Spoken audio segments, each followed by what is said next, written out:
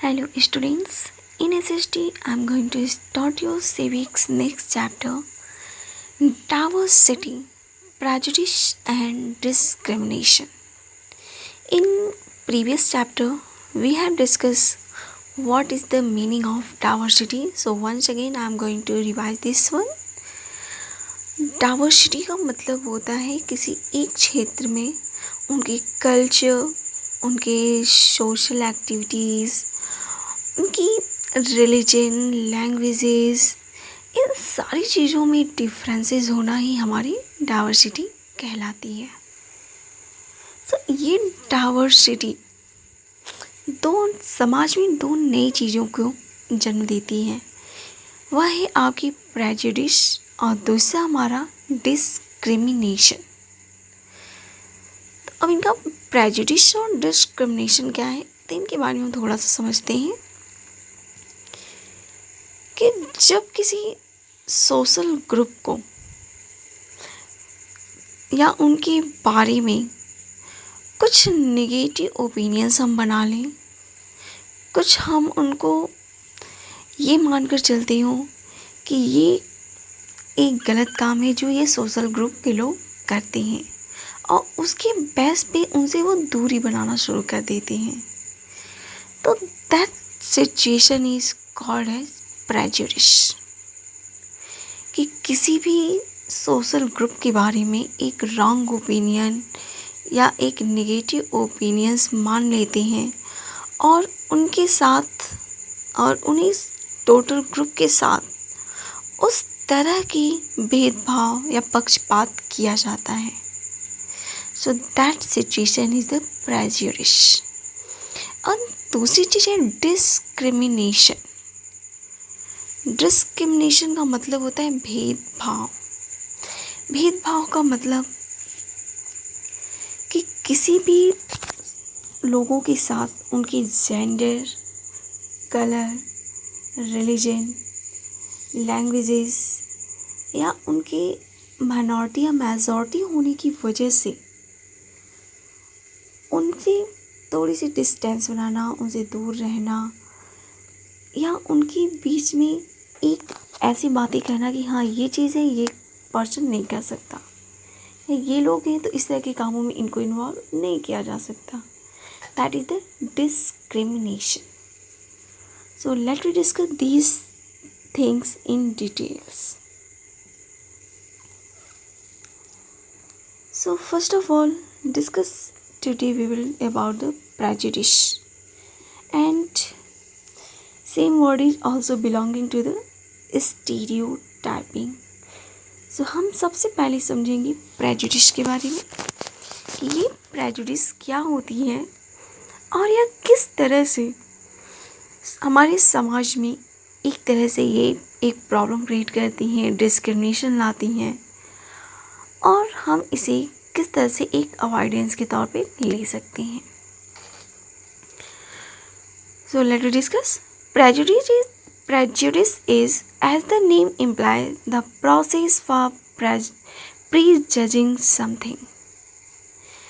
It means कि ये एक ऐसी प्रक्रिया होती है जिसमें कोई पर्सन या सोशल ग्रुप किसी अदर पर्सन या किसी अदर सोशल ग्रुप के बारे में एक प्री जजिंग कर लेता है। इट मीन एक पूर्व अनुमान कर लेता है, या उसके मन में वो चीज़ें बन जाती हैं, पूर्व अवधारणाएँ बन जाती हैं कि ये लोग इस सोसाइटी से बिलोंग करते हैं, तो निश्चित है कि इनकी लाइफ स्टाइल कुछ इसी तरह की होगी। ये हायर सोसाइटी की है तो हायर सोसाइटी के लोगों की लाइफ स्टाइल बहुत अच्छी होगी। ये मीडियम है तो इनका एक अलग तरीके की लाइफ है। एक लोअर है तो उनकी लाइफ स्टाइल बहुत बैड हो सकती है। तो इस तरह से उनके कास्ट के अकॉर्डिंग, उनकी सोसाइटी के अकॉर्डिंग हम कुछ प्री जजिंग कर लेते हैं और इसी को नाम हम देते हैं prejudice. A person is said to be prejudiced if she और he develops an attitude towards a person or group of person without having enough or correct information about them. Just suppose कि हम या एक person प्रेजुडाइज्ड कब कहा जाएगा? It means कि कोई पर्सन प्रेजुडाइज कब है, कब उसने पूर्व अवधारणाएं लाई। तो जब कोई पर्सन उसको, जैसे सपोज किसी सोसाइटी में वो पर्सन नया आया और उसने अदर सोसाइटी को बहुत अच्छे से नहीं जानता है, या किसी पर्सन के बारे में बहुत अच्छी जानकारी उसके बारे में नहीं रहती है, तो उसके माइंड में पहले से बनी हुई कुछ बातें उसके माइंड में सेट रहती हैं कि हाँ, ये लोग इस सोसाइटी से हैं, या ये एक SC/ST से बिलोंग कर रहे हैं, तो इनकी लाइफ स्टाइल कुछ इस टाइप की होगी, इनकी सोच इस टाइप की होगी। ये हमारे जनरल कास्ट के हैं, तो जनरल कास्ट के लोग एक अच्छी लाइफ स्टाइल जी रहे होंगे। तो ये क्या है कि उनका एक प्री जजिंग है। अब रियल लाइफ में कितना सच है ये उसको मालूम नहीं होता है। तो ऐसी सिचुएशन में वह पर्सन प्रेजुडाइज्ड के नाम से जाना जाएगा। प्रेजुडाइज कैन बी पॉजिटिव और नेगेटिव, कि हम ये प्रेजुडिस या पूर्व अवधारणाएं या तो ये पॉजिटिव हो सकती हैं या फिर नेगेटिव हो सकती हैं। इट मीन्स वह हमें एक पॉजिटिव थिंकिंग दे सकती है या हमारे माइंड में एक नेगेटिव थिंकिंग को भी बना सकती हैं। अब ये पॉजिटिव नेगेटिव क्या, उनके बारे में हम डिस्कस करते हैं। A negative prejudice leads to a hostile attitude toward a person और ग्रुप। कि प्रेजुडिस हमारी पॉजिटिव या नेगेटिव भी हो सकती हैं, और नेगेटिव प्रेजुडिस तब होती हैं जब कोई पर्सन किसी पर्सन या ग्रुप के बारे में एक बहुत ही गलत बातें सोचता है। इट मीन्स उसके बारे में एक नेगेटिव माइंडसेट बना होता है। तो ऐसी कंडीशन में उसे हम नेगेटिव प्रेजुडिस कहेंगे। While a positive prejudice can result in an attitude that favors a person or group unduly, कि जबकि हमारा जो पॉजिटिव प्रेजुडिस होता है वह किसी पर्सन या ग्रुप या ग्रुप ऑफ सोसाइटी के बारे में एक अच्छा एटीट्यूड बनाता है, जो उनके लिए एक अच्छी बात होती है और उन्हें एक अच्छा माइंडसेट देती है और उनको एक मोटिवेट करती है आगे बढ़ने के लिए। तो इस तरह से हम नेगेटिव और पॉजिटिव प्रेजुडिस को देखें तो नेगेटिव प्रेजुडिस एक पर्सन के माइंड में किसी अदर पर्सन या ग्रुप के लिए बहुत ही हॉस्टाइल एटीट्यूड प्रोवाइड करती हैं, जो उस सोसाइटी के लिए अच्छा नहीं होता है। जबकि आपका जो पॉजिटिव प्रेजुडिस होता है वह जिस सोसाइटी या ग्रुप के बारे में हम बात कर रहे हैं उनको मोटिवेट करके आगे बढ़ाने में हेल्प करती है। तो इस तरह से हम देखिए तो प्रेजुडिस हमारी पॉजिटिव बहुत अच्छी होगी और नेगेटिव उनको अनमोटिवेट करती है, उनको पीछे खींचती है। अ प्रेजुडाइज्ड पर्सन बिलीव्स दैट हिज और her own group is somehow superior to another group, कि जो प्रेजुडाइज पर्सन होता है उसके माइंड में ये बात होती है या वह यह विश्वास करता है कि उसका अपना ग्रुप, उसके अपने थॉट्स ही सबसे ज़्यादा सुपीरियर हैं दूसरे लोगों की तुलना में। तो इस तरह से हमारी जो सोसाइटी है उनमें निश्चित है कि अब धीरे धीरे भेदभाव होना शुरू हो जाता है। Prejudice emerges out of ignorance and stereotyping when we judge other people through preconceived notion about them। आपका जो प्रेजुडाइस है या सोसाइटी में इग्नोरेंस और स्टीरियोटाइपिंग को जन्म देता है। जैसे इग्नोरेंस हम जब जानते हैं कि उनको बिल्कुल भी ध्यान नहीं देना, उनकी हर बात को निगलेक्ट करना, that's called the ignorance. Stereotyping का मतलब होता है किसी पर्सन्स को उनकी चीज़ों से उनकी दूरी बनाते रहना, उनसे बिल्कुल भी उनके टच में ना आना, दैट इज़ द स्टीरियोटाइपिंग। इस तरह से हम जब भी किसी पर्सन के बारे में नोशन बना लेते हैं, प्री कॉन्सेप्ट नोशन बनाते हैं, उनके बारे में एक गलत धारणाएं बना लेते हैं, तो यह चीज़ें स्टीरियोटाइपिंग और इग्नोरेंस को जन्म देती हैं। जैसे in racial prejudice, one group of people believe that the other group of people are inferior simply because of their skin color। जैसे हम देखते हैं कि समाज में आपको कलर को लेकर के भी लोगों के माइंड में एक गलत धारणाएं बनी हुई हैं।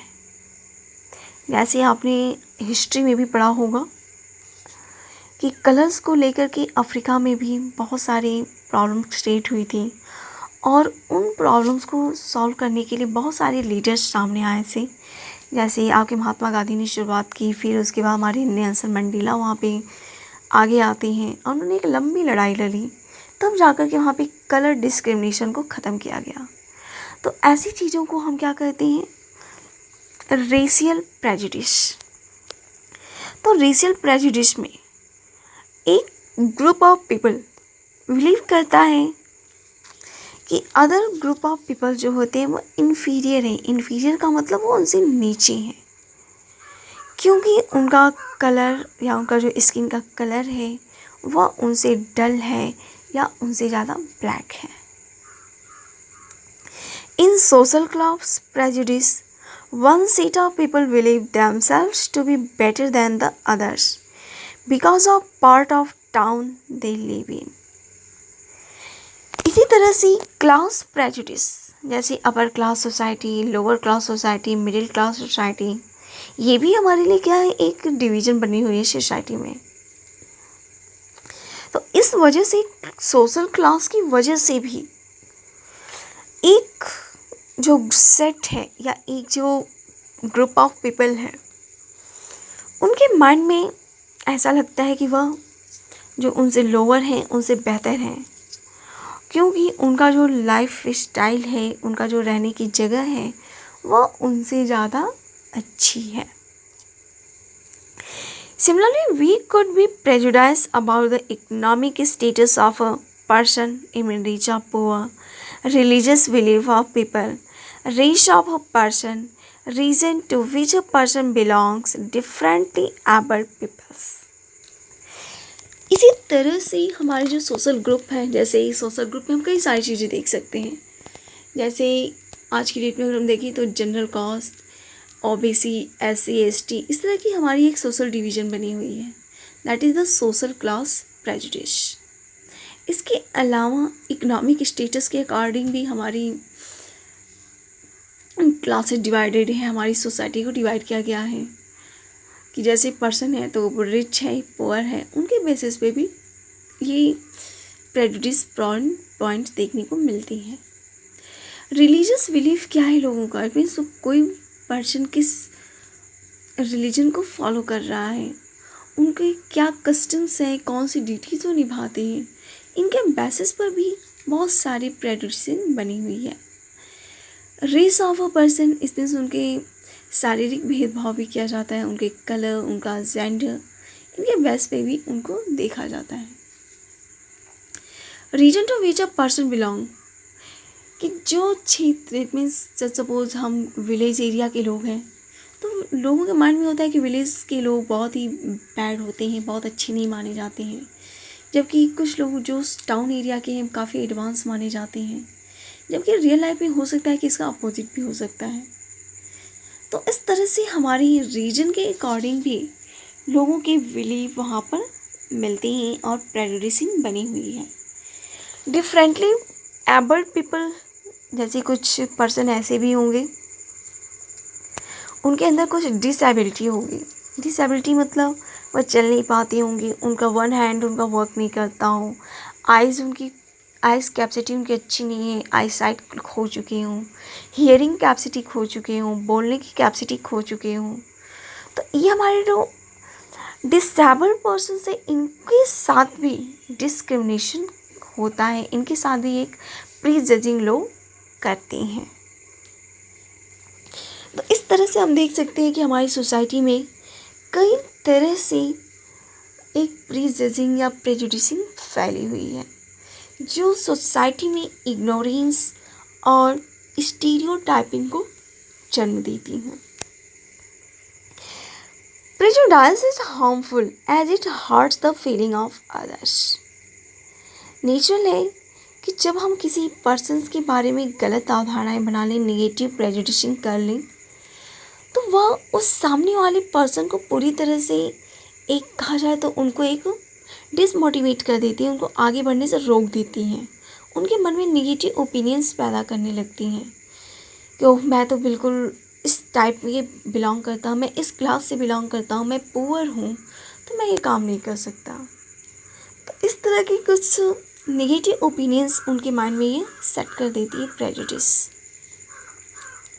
It may lead to tension between individuals और group causing disunity and disharmony in the society.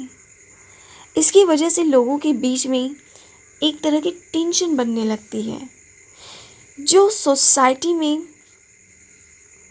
Disunity, it means एकता को ख़त्म करने वाली चीज़ की बात करती हैं। डिसहार्मनी, एकजुट न होने की बात करने लगती है। इट मीन्स वो सोसाइटी से कटने लगते हैं जो आपकी सोसाइटी के लिए बहुत ही बेकार होती है, क्योंकि वह उस पार्टिकुलर पर्सन, इंडिविजुअल पर्सन्स या उस ग्रुप ऑफ पीपल्स को उन्होंने दुखी किया है, उनकी फीलिंग्स को हर्ट किया है। Racial prejudice leads to racial arrogance and discrimination. कि रेशियल प्रेजुडिस मीन्स उनके किसी शरीर के डिसेबिलिटी या उनके प्रॉब्लम्स की अकॉर्डिंग जो प्रेजुडिसिंग की जाती है, यह पूरी तरह से एरोगेंस, इट मीन्स समाज में पूरी तरह से एक भेदभाव को, उनके बीच में एक तनाव पैदा कर देती है। उनको एक आत्मसम्मान की बात उनके लिए होने लगती है, तो उनको वो बचाने के लिए अपनी एरोगेंसी दिखाते हैं, उनको वो डिस्क्रिमिनेट कर देती है, इतनी सोसाइटी से उनको भेदभाव को भी बढ़ाने लगती हैं। तो जो हमारी सोसाइटी की, हमारी कंट्री के यूनिटी के लिए, इसकी अखंडता के लिए बहुत ही बेकार है।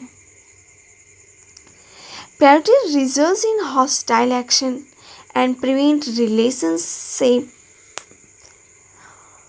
from developing. इस तरह से हम देख सकते हैं कि ये सोसाइटी को एकजुट होने से रोक देती हैं, उनको एक साथ चलने से रोक देती हैं, उनको एक भेदभाव उनके बीच में पैदा करने लगती हैं। तो इस वजह से जो डेवलपिंग है, उनका जो मानसिक डेवलपमेंट्स है, उनका जो इकोनॉमिक डेवलपमेंट्स है उस सोसाइटी का, जिनको हमने हर्ट कर रखा है, वह उनका जो डेवलपमेंट रुक जाता है। और एक ग्रुप ऑफ सोसाइटी का अगर डेवलपमेंट रुकता है तो निश्चित है कि हमारी इसका इफ़ेक्ट होल सोसाइटी पे पड़ता है। It also obstructs open minded and tolerant thinking, या ओपन माइंड और टॉलरेंट थिंकिंग को पूरी तरह से रोक देता है। इनमें हम उनको मानसिक लेवल पे उनका हम विकास नहीं होने देते हैं, हम उनको उसी दायरे में बांध कर रख देते हैं। तो इस तरह से हम प्रेजुडिसिंग हमारे लिए बहुत ही बेकार है, हमारी सोसाइटी के लिए एक डेंजरस सिचुएशन बनाती है। We must work hard to avoid prejudging and form intelligent opinions since our opinion affect the way we behave. तो इस तरह से हमें प्रीजजिंग या प्रेजुडिस को हमने देखा कि हमारी सोसाइटी के लिए कितना खतरनाक है। हमें इन चीज़ों के अगर बचना है तो हमें प्रीजजिंग को अवॉइड करने के लिए बहुत ही मेहनत करनी होगी, और साथ ही साथ एक इंटेलिजेंट ओपिनियन बनानी होगी जो हमारी बिहेवियर में चेंजेस लाए, उनकी लाइफ स्टाइल में चेंजेस लाए। हमने तो डिस्कस किया प्रेजुडिस के बारे में। Now let we discuss about the stereotype. Stereotype, in order to understand prejudice we will have to be understand what stereotype are. हम थोड़ा सा इस पे केस स्टडी पे आते हैं। उसके अकॉर्डिंग हम समझने की कोशिश करते हैं कि हमारा स्टीरियोटाइप क्या होता है। तो यहाँ पर 2 केस स्टडी दी गई हैं, उन 2 केस स्टडी में हमको समझने की ज़रूरत है। Kiran, a student of class 6, is having trouble in maths class. She keeps going for extra class, but her grades are not improving. Her brother from whom she sought help tells her it's okay because girls are usually not good at math. कि यहाँ पर किरण एक लड़की है जो class 6 की student है। उसे मैथ क्लासेस में प्रॉब्लम्स आ रही हैं, उनको मैथ उसको थोड़ा उतना समझ में नहीं आता है। वो एक्स्ट्रा क्लासेस भी उसको अपॉइंट की जाती है, लेकिन उसके ग्रेड में, उसकी अंडरस्टैंडिंग में उतना ज़्यादा इम्प्रूवमेंट नहीं मिलता है। उसका भाई हमेशा उसकी हेल्प करता है और हमेशा उससे बोलता रहता है कि डोंट वरी, ये कोई बहुत बड़ी बात नहीं है, क्योंकि लड़कियां मैथ में अच्छी नहीं होती हैं। तो ये चीज़ हमने एक केस स्टडी हम यहीं पे रोकते हैं। और दूसरी चीज़ हम देखते हैं, Leena belong to a smaller locality than Madhu. On being invited to her birthday party, Madhu refuse, thinking Leena's house would be messy and dirty. But after the party, all friends praised लीना's house and food. यहाँ पर एक और case study है लीना के बारे में। लीना के साथ उसके एक क्लासमेट है मधु। वह वहाँ पर एक स्मॉलर लोकेलिटी में रहती है जो मधु से काफ़ी ज़्यादा लोअर हो, और मधु आपकी एक हायर लोकेलिटी में रहती हैं। तो एक बार लीना अपने बर्थडे पे लोगों, अपने फ्रेंड्स को इनवाइट करती है, लेकिन मधु ने वहाँ जाने से मना कर देती है, क्योंकि उसके माइंड में था कि लीना का हाउस बहुत ही बेकार होगा और डर्टी होगा, और उसका जो मैसी होगा, मैसी मतलब एक बहुत अच्छा नहीं माना जाने वाला घर। लेकिन जब पार्टी ख़त्म होती है, उसके फ्रेंड्स आते हैं और बात चलती है, तो वे सभी ने लीना के घर और वहाँ के फूड आइटम्स के बारे में बहुत अच्छी तारीफ, आप कमेंट्स दिए, उसकी तारीफ़ की। तो ये 2 केस स्टडी हैं। तो इनमें हमसे रिलेटेड 2 क्वेश्चन हमारे सामने आते हैं। पहला है, do you think Kiran's brother was correct in telling her that girls don't do well in math? कि क्या किरण के भाई का ये कहना सही है कि गर्ल्स मैथ में अच्छी नहीं होती हैं?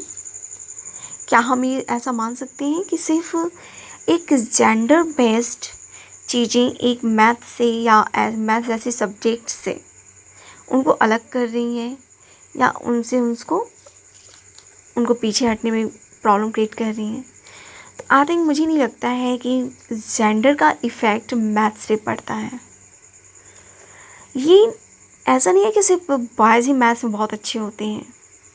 कुछ ऐसे भी बॉयज़ होते हैं जो मैथ में बहुत ही पुअर होते हैं, जिन्हें हम 10 बार एक चीज़ को समझाएं वो नहीं समझ पाते हैं, क्योंकि उनका एक माइंड है, उनका माइंड सेट उनका वैसा होता है, या कहा जाए तो उनकी सोचने समझने की जो कैपेबिलिटी होती है वो उस बेसिस पे होती है। और यही कंडीशन आपकी गर्ल्स के साथ भी होती है। तो ये चीज़ वहाँ पे बिल्कुल भी सही नहीं कहा जा सकता है कि सिर्फ जेंडर बेस पे इस बात को कहना कि ये चीज़ इस सब्जेक्ट में कोई बहुत अच्छा है या इस सब्जेक्ट में कोई बहुत पीछे है। How do you think Madhu would have reacted after a friends praise Leena's party? कि अब आपको क्या लगता है कि जो लीना का केस था, जिसमें मधु उसके घर जाने से मना कर देती है, लेकिन पार्टी के बाद जब उसने फ्रेंड से एक अच्छी पॉजिटिव कमेंट सुनती है, प्रेजिंग सुनती है, तो इसके बाद उसका माइंडसेट कैसा होना चाहिए? क्या उसके माइंडसेट जो लोअर लोकेलिटीज़ के लिए बनी हुई है, क्या वो अफेक्ट हो सकती हैं? ऑफ कोर्स वो चेंज होंगी और अच्छे तरीके से चेंज हो सकती हैं।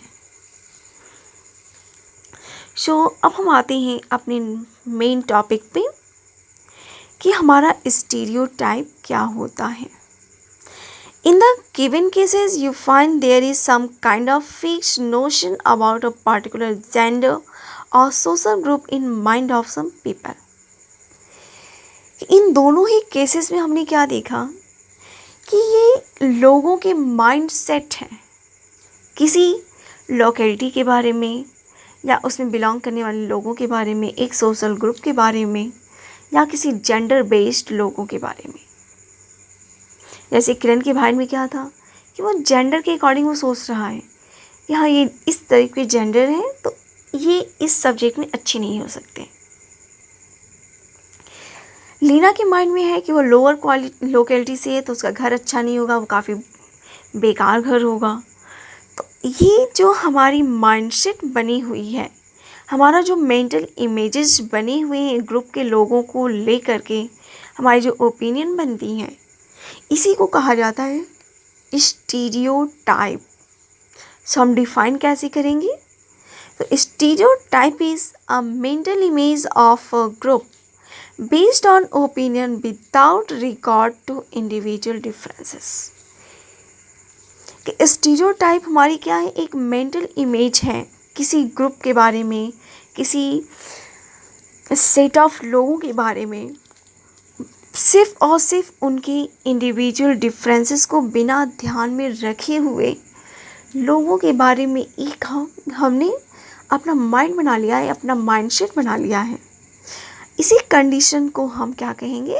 Stereotype. Several examples of stereotypes can be found around us. For example, when a girl is expected to play with dolls and learn to cook, wash and clean, when she grows up, and a boy is expected to play with cars and become the breadwinner of the family when he grow up. कि best example हम देख सकते हैं अपने घरों में भी कि मैक्सिमम फैमिलीज हमारी, हम हर एक फैमिली को हम नहीं कह सकते हैं क्योंकि ऐसे मेरे सामने बहुत सारी ऐसी फैमिलीज़ भी आई हैं जो जिसके अपोजिट हैं, लेकिन हमारी बहुत सारी ऐसी फैमिलीज़ हम देख सकते हैं जिनका माइंडसेट ऐसा रहता है कि अगर एक गर्ल्स धीरे धीरे ग्रोन अप होती है, बड़ी होती हैं, तो उनको उनके साथ ये एक्सपेक्टेशन बनती है, उनसे ये उम्मीद की जाती है कि वह खाना बनाना सीख जाए, घर की साफ़ सफाई करना, कपड़े धोना, या एक हम कह सकते हैं एक डोमेस्टिक वर्क जो हमारा है, घर की जो रिस्पॉन्सिबिलिटीज़ हैं, घर से रिलेटेड वर्किंग करना, तो वो उनसे एक्सपेक्ट किया जाता है कि एक गर्ल है तो वो इन सारी चीज़ों में परफेक्ट होनी चाहिए. लेकिन जब ये एक बॉय है जो आगे बढ़ता है, जब वो ग्रोन अप होता है, तो उसे माना जाता है कि वह फैमिली में एक ब्रेड विनर का मतलब रोजी रोटी कमाने वाला पर्सन, कि रोजी रोटी कमाकर आगे बढ़ाने वाला वो पर्सन होना चाहिए. जब वो बड़ा हो धीरे धीरे, जब वो अपने चाइल्डहुड में हो तो अपने कार से खेले, अपने दोस्तों के साथ जाकर बाहर आउटडोर गेम्स खेले. जबकि गर्ल्स के साथ ये एक्सपेक्टेशन होती है एक चाइल्ड गर्ल से, एक चाइल्डहुड में उसके, कि वो डॉल्स के साथ खेले, अपनी एक घर के अंदर जो हमारे घर इनर गेम्स है उनको वो खेलने में ज़्यादा रुचि दिखाएं. तो इस तरह की एक माइंडसेट हमारे लिए बनी हुई है हमारी सोसाइटी में. We are creating gender stereotype. तो इस तरह से हम देख सकते हैं कि उन्होंने जेंडर बेस्ड स्टीरियोटाइप या एक मेंटल इमेज लोगों ने बना रखी है. This means we believe that the girls और boys can do only certain types of task. इसका मतलब क्या है कि हमारे माइंड में हम ये विश्वास करते हैं कि गर्ल्स और बॉयज़ किसी एक पार्टिकुलर वर्क को करने के लिए ही रिस्पॉन्सिबल हैं, अदर टाइप्स ऑफ वर्क्स उनके लिए नहीं होती हैं. This is not true for all the girls for all the boys. ऐसा बिल्कुल भी नहीं है कि सारी बॉयज़ वैसे ही हों जैसा हमने सोच रखा है, सारी गर्ल्स वैसी नहीं है जैसा हम सोचते हैं.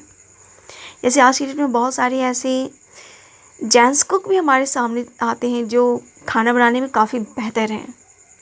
हमारे सामने बहुत सारी ऐसी गर्ल्स आई हैं जिन्होंने अपनी जो रूढ़िवादिता है, जो पुरानी धारणाएं हैं, उनको हटा करके, रूढ़िबद्धता को हटा करके आगे बढ़ी हुई हैं। जैसे एक किरण बेदी का नाम आप सुनते होंगे, कल्पना चावला का नाम आपने सुना होगा। तो ये क्या है, इन्होंने वो काम किया है जो सोसाइटी के जो मेंटल इमेज है, स्टीरियोटाइपिंग है, या जो रूढ़िबद्धता है, उनसे उन्होंने हट करके उस काम को दिखाया हुआ है। As we can be observe in recent timing, कि जैसा हम आज की डेट में देखते हैं, both women and men can earn to support their families and both can also be good as household work। आज की डेट में वुमेन एंड मेन दोनों ही फैमिलीज़ को सपोर्ट करने के लिए वो कमाते हैं, जॉब करते हैं, और दोनों ही हाउस होल्ड वर्क में कपड़े साफ़ करना, खाना बनाना, इस टाइप के वर्किंग में भी बहुत ही अच्छे माने जा रहे हैं। Stereotypes also exist for people belonging to a particular region, religion, race, economic background और physical disabilities।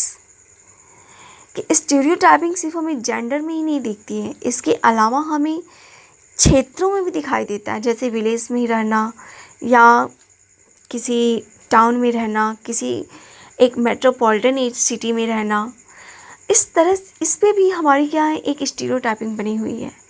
हम किसी डेवलप्ड एक अच्छे स्टेट से बिलोंग करते हैं जहाँ की पर कैपिटा इनकम अच्छी है, वहाँ का एजुकेशन अच्छा है, और तो इससे भी इफ़ेक्ट पड़ता है। जब हम लोअर स्टेट से बिलोंग करते हैं जहाँ की एजुकेशन काफ़ी लो मानी गई हो, तो इस तरह से भी हमको काफ़ी ज़्यादा प्रॉब्लम क्रिएट मिलती है। ऐसी भी स्टीरियोटाइपिंग भी मिलती हैं। रिलीजन बेस भी हम आज के देखते भी रहते हैं। ये समझाने की ज़रूरत नहीं है कि रिलीजन बेस पर भी हमारे माइंड में कुछ मेंटल इमेजेस बनी हुई होती हैं। रेसेस, उनके कलर को लेकर के, उनके इकोनॉमिक बैकग्राउंड को लेकर के, उनके फिजिकल डिसेबिलिटीज़ के आधार पर भी लोगों के माइंड में स्टीरियोटाइप, रूढ़िबद्धताएं बनी हैं। Stereotypes hurt the emotions of the people, कि स्टीरियोटाइप लोगों की या पीपल्स के इमोशंस को हर्ट करती हैं। They can have a lasting and damaging impact as they prevent us from appreciating the unique qualities of an individual। ये एक इंडिविजुअल पर्सन की क्वालिटी को, उनके इम्प्रूवमेंट्स को, उनके डेवलपमेंट्स को भी इग्नोर कर देती हैं जो उसी ग्रुप या सोसाइटी से बिलोंग करते हैं, जैसा हमने लीना के केस में देखा है। Impression get created about a large number of people in relation with set pattern or attributes। कि इससे जो इम्प्रेशन बनता है लोगों के बीच में, उससे भी हमको काफ़ी एक प्रॉब्लम क्रिएट होती हैं। उनके द्वारा एक हमारे माइंड में एक इमेजेस बन जाती हैं, या ये लोग ऐसे ही होंगे, तो हम हर पर्सन को वैसा ही ट्रीट करते हैं, जबकि उनके बीच में इंडिविजुअल डिफरेंसेस मौजूद होती हैं। These impressions then get exaggerated and generalized। ये जो इमेज हमारी या जो इम्प्रेशन बनता है वो एक्सेग्रेट यानी वो प्रभावशाली होने लगता है और लोगों के लिए एक जनरलाइज हो जाता है, सामान्य हो जाता है। इनमें सब उसको मानने लगते हैं कि हाँ ये चीज़ ये इसी से बिलोंग कर रहा है तो ये ऐसा ही होगा। तो इस तरह से एग्जीग्रेटेड होते होते वो एक जनरलाइज हो जाता है। This lead to people identifying a community and its people with this attributes only. और उन्हीं एट्रीब्यूट्स के थ्रू हम उस पूरे पीपल्स को, उस कम्युनिटी के लोगों को पहचानने लगते हैं।